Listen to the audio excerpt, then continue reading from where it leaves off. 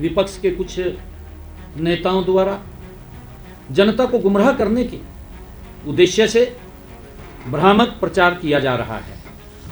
मैं बताना चाहता हूं, इसमें मैं 4 बातें स्पष्ट करना चाहता हूं। जब किसी पेंशन लाभार्थी की मृत्यु हो जाती है तो नियमानुसार उसकी पेंशन स्वतः ही बंद हो जाती है। 2 लाख मामलों जो उन्होंने कहा है, जो गुमराह करने वाला बयान दिया, मैं बताना चाहता हूं 1,03,000 ऐसे लाभार्थी थे जिनकी मृत्यु हुई के उपरांत पेंशन बंद हुई। 1,03,000 से ज्यादा।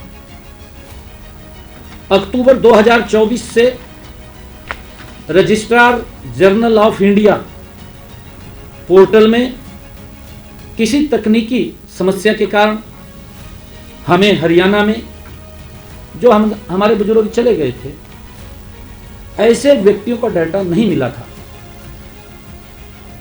यह डाटा हमें नवंबर 2025 में प्राप्त होने के बाद उसे एक मुश्त हमें ये पेंशन बंद करनी पड़ी।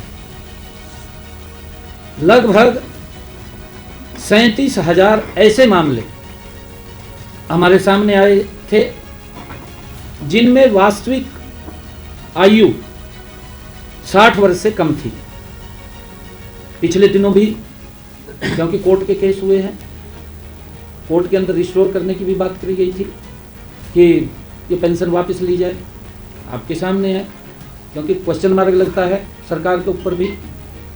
ऐसे 37,000 मामले हमारे सामने आए थे जिनकी आयु कम थी।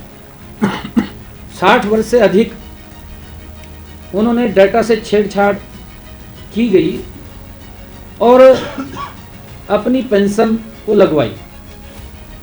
इन लाभार्थियों की पेंशन इनकी भी बंद नहीं की है, स्थगित की है। जो 37,000 हैं इनकी बंद नहीं की, क्योंकि इसको और वेरीफाई कर रहे हैं, उसको स्थगित किया है, बंद नहीं किया अभी कहीं। क्योंकि डेटाबेस में छेड़छाड़ करने वालों के विरुद्ध भी हम कार्रवाई शुरू की जा सके। वो भी देख रहे हैं कि जिन्होंने छेड़छाड़ की है इस डाटा के साथ, उनके खिलाफ भी कार्रवाई हो।